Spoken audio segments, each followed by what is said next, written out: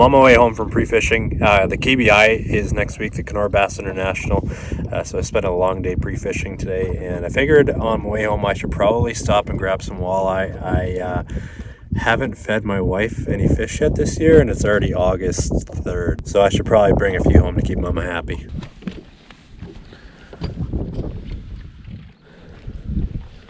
Normally when I'm fishing for walleye, I try to stay off them a little bit, but when the fish are down as deep as 30 feet, it tends to not make as much of a difference. So I'm going to get right on top of them, hit anchor, and drop down. Now, with using a drop shot, I'm not using live bait. You can also use minnows, put leeches on it, and that works great too. But with using a plastic like this, I like to move it around a lot so they don't get a good look at what's actually on it. That one didn't seem to care.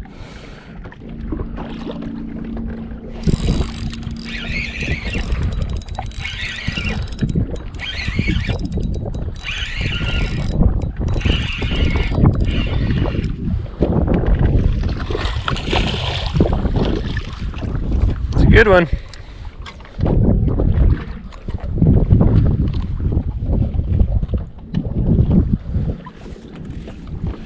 So I've got a family of 3. I'm allowed to keep 4, so it'll be perfect for what I need.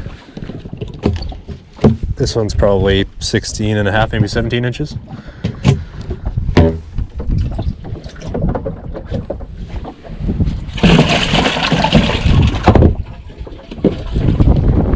Turn the live well on.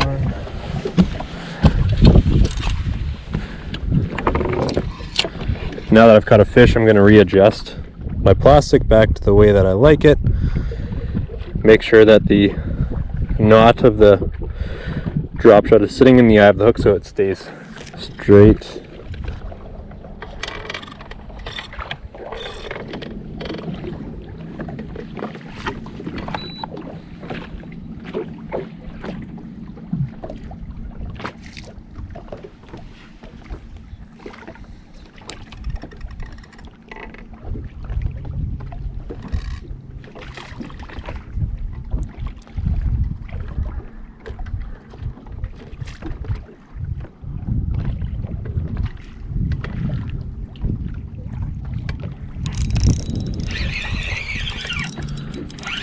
That one doesn't feel as big, but I think it's still a keeper. That's growing.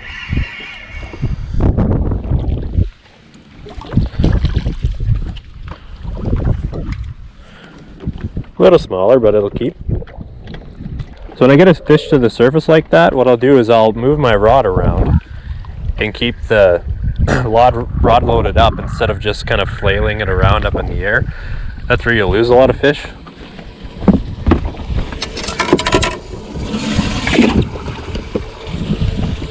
Keeping the rod tip tight all the time will make sure that doesn't happen.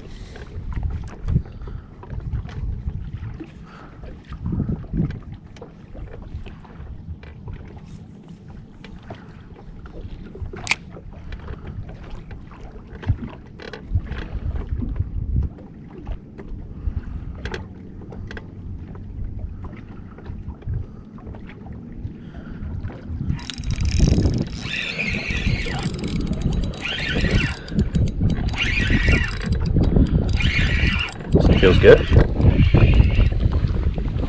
Yeah.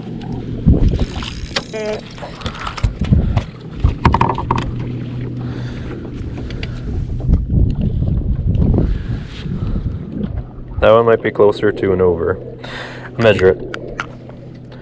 So on Lake of the Woods, I'm allowed to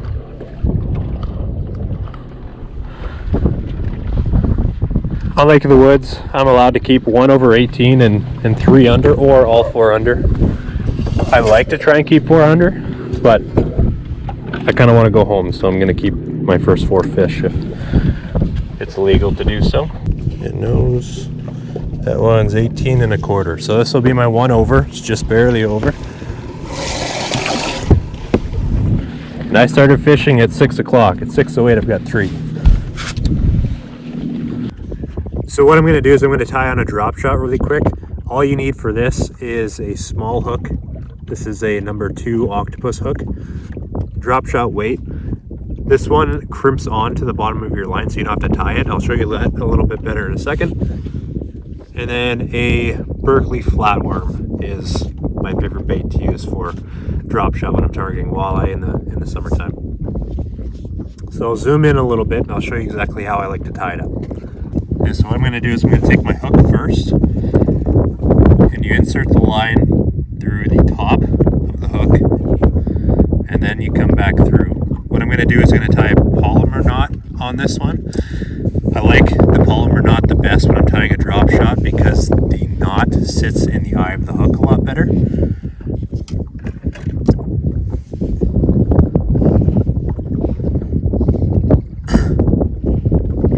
So I like to tie a polymer knot when I'm tying a drop shot because I find that the knot actually sits in the eye of the hook a lot better versus some other knots you might tie. And I'll kind of explain what that means here in a second.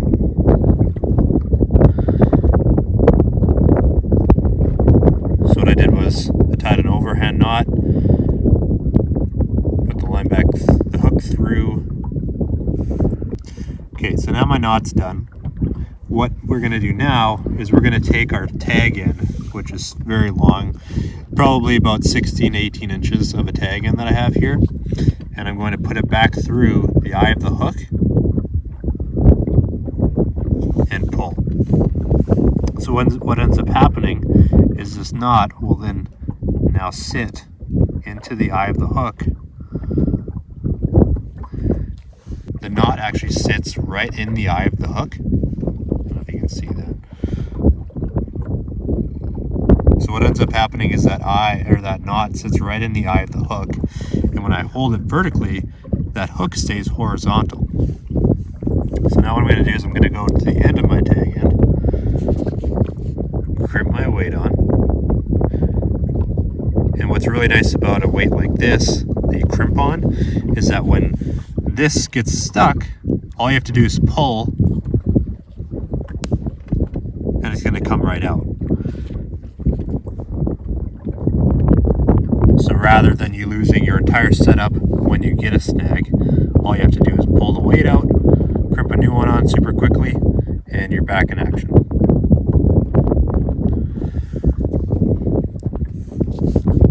And I'll put my flatworm on there. I always nose hook them, so I'll come in through the bottom first.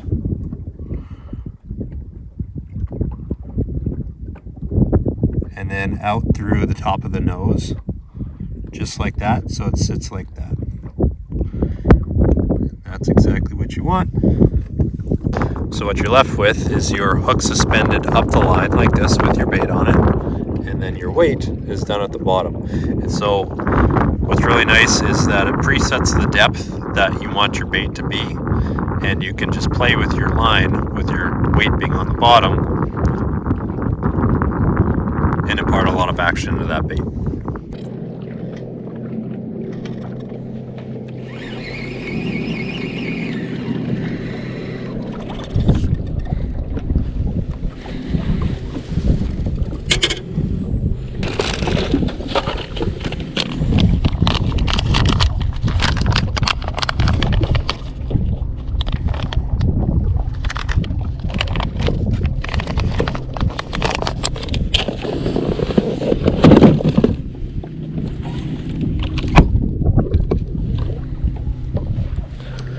The last fish took my bait, so I'm just rigging up. I've ran out of the flatworms, but I've got the flat nose minnow, I think it's called. Basically the same thing. Hook it through the nose, make sure the knot is through, and it's going to sit like that.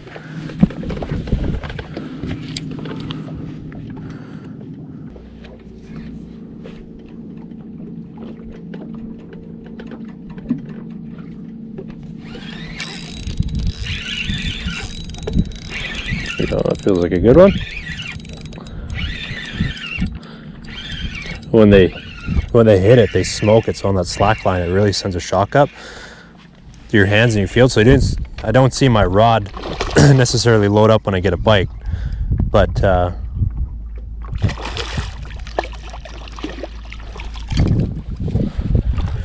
Beauty.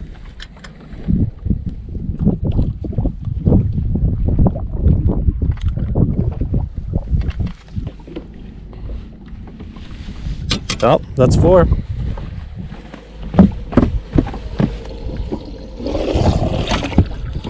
I got my limit, so I'm done, but that happens super fast, so I think I'm going to walk you through a little bit more on the location, because I didn't really get to say a whole lot while I was fighting the fish.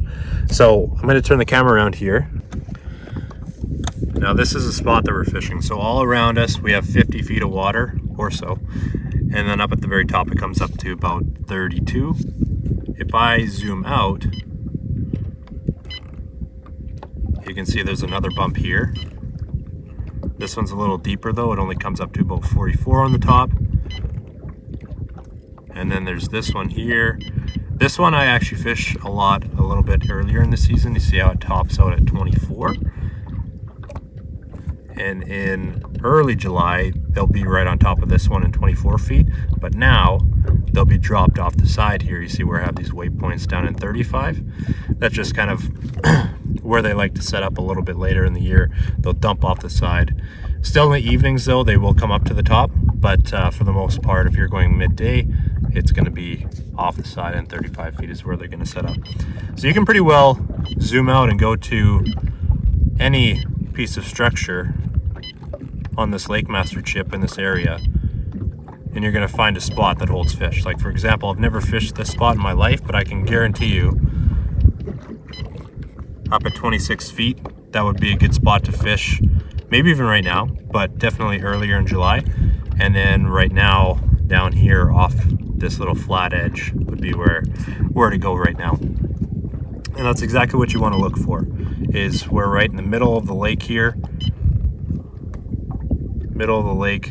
A lot of these fish will spend their spring spawning and fall back in stuff like this, and then they'll all work their way out into this stuff for midsummer. I got my limit in 16 minutes, I think it was. The last one was a little harder to catch because I lost the last one of my baits, so I had to switch it up. But the drop shot is a deadly technique. It works all year round from springtime to the fall, even throughout the winter. Use it a lot ice fishing. Next time you're out, give it a shot, and let me know how you do.